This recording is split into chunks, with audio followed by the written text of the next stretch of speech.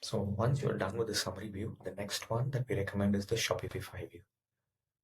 So as you can see, here we have three subtabs, which is Shopify, Marketing, and Google Analytics. Marketing is your marketing channels, which is Meta and Facebook. Shopify is your Shopify store. And then Google Analytics is where you can get informations that are not usually available in these two places. So a quick snapshot is a summary. Then if you want to go deeper into each of your store is here, your marketing channels is here, your Google Analytics is here. Okay, now let's go into Shopify store. So the first thing that you see here is your sales, then your order revenue, then orders, average order value, percentage discounts, returning customers, and items per order.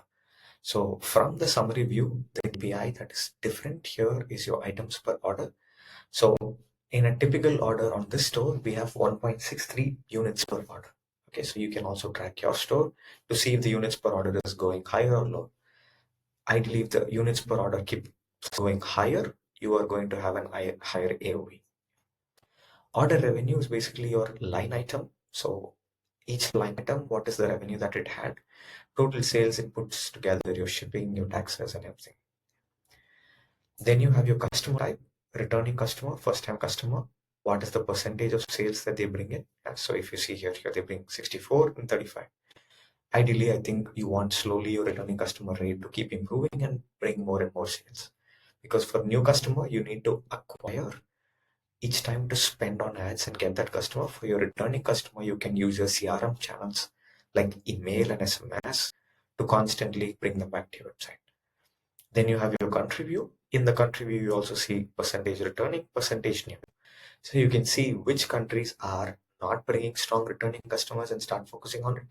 And then if you see also percentage discounts across these stores to see maybe one particular region has more discounts. It could be due to a bug or due to the free shipping, etc.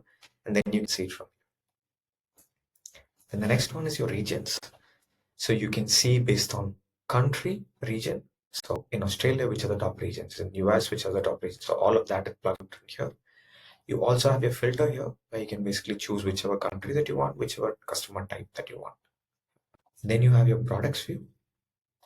Here you start seeing your products. What is the top sales on the products? What is the share of each of the product? What is their average order price? And what is the returning customer and new customer? Why is this important? Because you can easily figure out which products are bringing in new customers and which products are bringing in returning customers and put together. Then if you categorize your product types properly, you can also start seeing which themes of product or which types of product are bringing in most impact. So you can keep launching more of those types. Then you also have your variant view. So you can, inside this product, if you have 5 variants, you can see which variants really start bringing it. And then you have all the KPIs for that. Finally is your average order value size. So for example, you see here the AOV is around 90.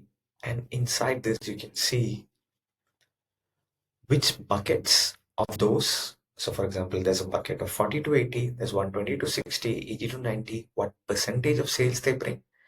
And if you see here, what is the average ordered price and what are the returning customers and new customers? Why is this important?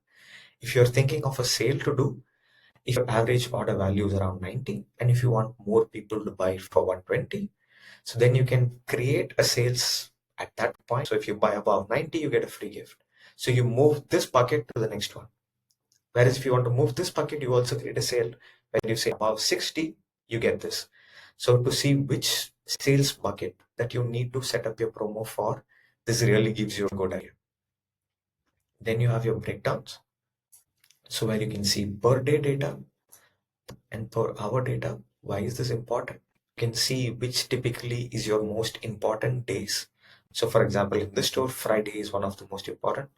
I mean, this is September, but you can put a longer window and then you can see which day should I increase my Facebook spend, because I know that Thursdays are always good for me.